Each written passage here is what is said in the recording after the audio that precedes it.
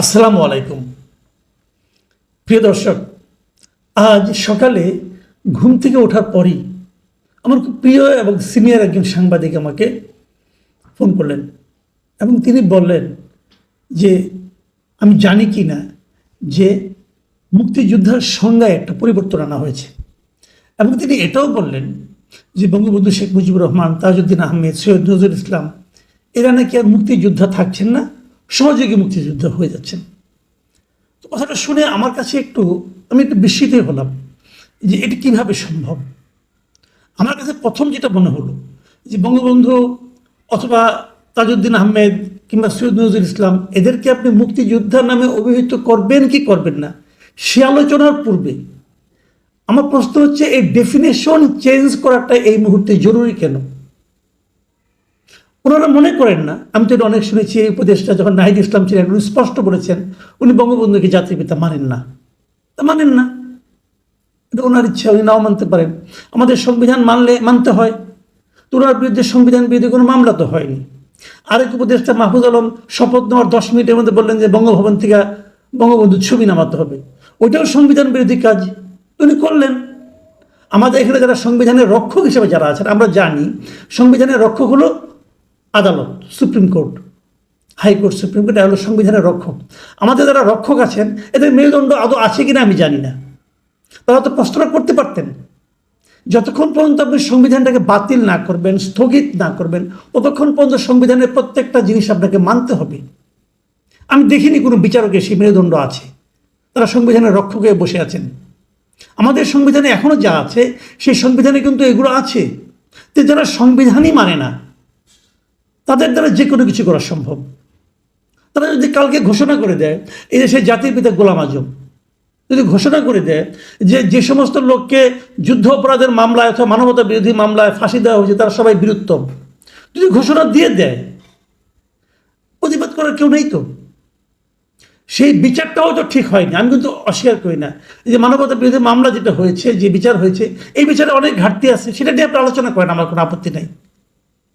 কিন্তু তাদের যুদ্ধ অপরাধ যদি কিছু থেকে থাকে সেটাকে অস্বীকার করা তো কোনো নাই, যুক্তি নাই।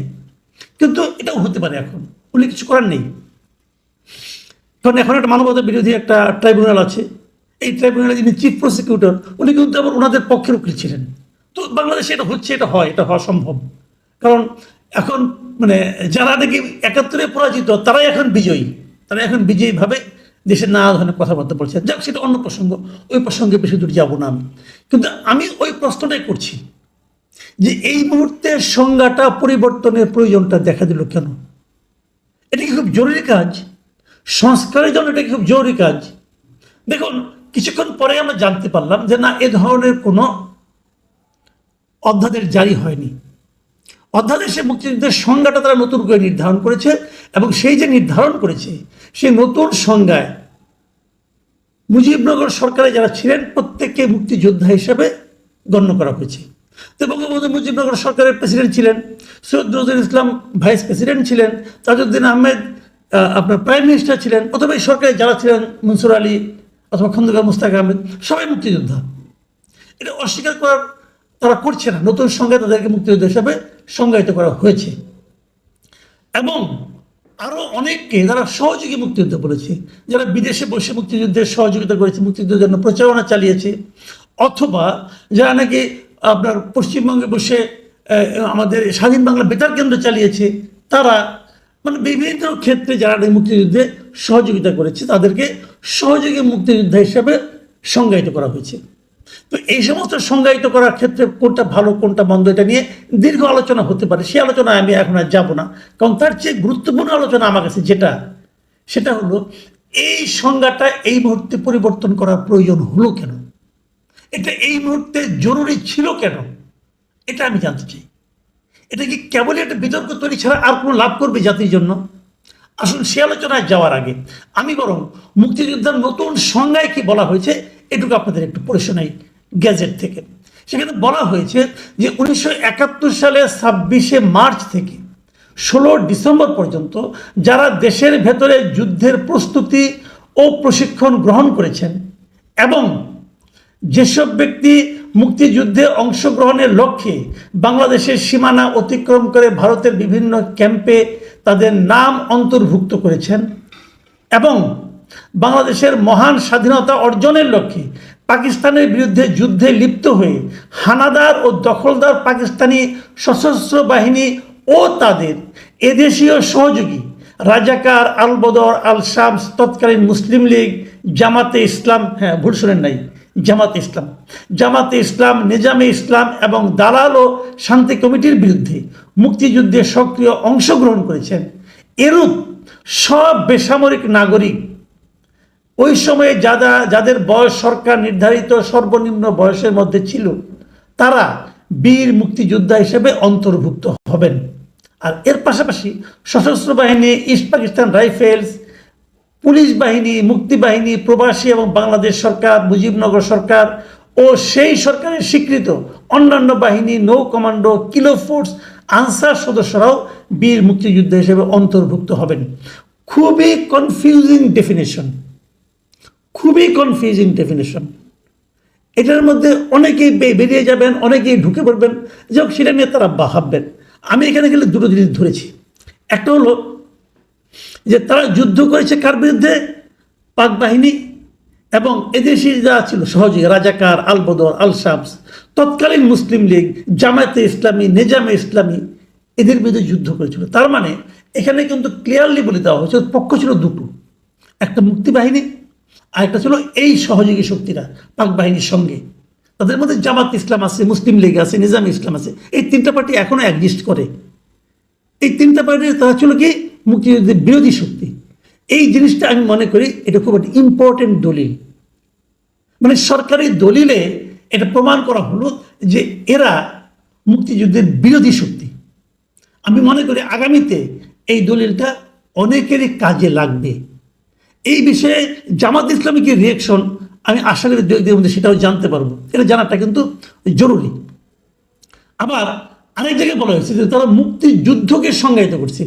মুক্তিযুদ্ধ জিনিসটা কি সেই সংজ্ঞায় তারা বলেছে যে 1971 সালের 26শে মার্চ থেকে 16 ডিসেম্বর পর্যন্ত একটি স্বাধীন গণতান্ত্রিক রাষ্ট্র হিসাবে বাংলাদেশের জনগণের জন্য সাম্য, মানবিক মর্যাদা ও সামাজিক ন্যায় বিচার প্রতিষ্ঠার আকাঙ্ক্ষায় হানাদার, দখলদার পাকিস্তানি সশস্ত্র বাহিনী এবং তাদের সহযোগী রাজাকার, আল বদর, আল শামস, মুসলিম লীগ, জামাতে ইসলামী, নিজামে ইসলাম এবং দালাল ও শান্তি কমিটির বিরুদ্ধে পরিচালিত যুদ্ধ, মানে এদের বিরুদ্ধে যে যুদ্ধটা পরিচালিত হয়েছিল কি লক্ষ্যে? যে জনগণের জন্য সাম্য, মানবিক মর্যাদা ও সামাজিক ন্যায় বিচার প্রতিষ্ঠার আকাঙ্ক্ষায় তাদেরকে মুক্তিযুদ্ধ বলা যাবে। এই যে লক্ষ্যগুলি বলা হয়েছে, জনগণের জন্য সাম্য, মানবিক মর্যাদা, সামাজিক ন্যায় বিচার প্রতিষ্ঠার আকাঙ্ক্ষা, ভাই এটা কোথায় পাইলেন? এই অন্তর্বর্তী সরকারের কাছে আমার প্রশ্ন, এটা আপনি কোথায় পাইলেন? ওই সময় যারা মুক্তিযুদ্ধ করেছেন তারা কি এই সাম্য, মানবিক মর্যাদা ও সামাজিক ন্যায় বিচার প্রতিষ্ঠা এই শব্দগুলোর সঙ্গে পরিচিত ছিলেন? হয়তো একই অর্থ বহন করে। সাম্য, তখন তারা বলতো সমাজতন্ত্রের সেই কনসেপ্টটা সঠিক কি বেঠিক এটা তবে পরে প্রমাণিত হয়েছে। কিন্তু যুদ্ধ যখন শুরু হয়েছে, যুদ্ধ যখন চলছিল, তখন সবার হৃদয়ে কিন্তু গণতন্ত্র, জাতীয়তাবাদ, সমাজতন্ত্র এবং ধর্ম নিরপেক্ষতার কথাই উচ্চারিত হয়েছিল।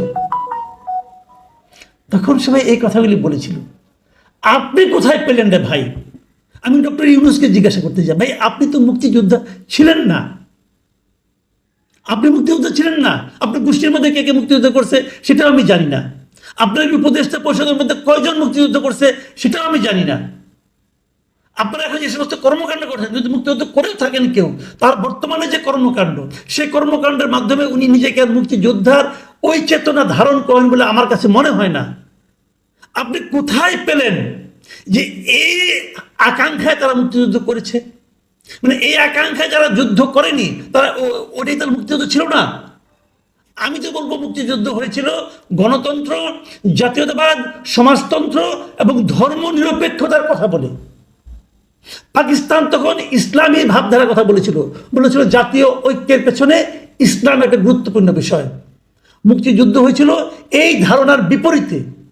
তারা বলেছিল যুদ্ধ হচ্ছে বাঙালি জাতীয়তাবাদের চেতনায়, সমাজতন্ত্রের চেতনায়, গণতন্ত্রের চেতনায় এবং ধর্ম নিরপেক্ষতার চেতনায়।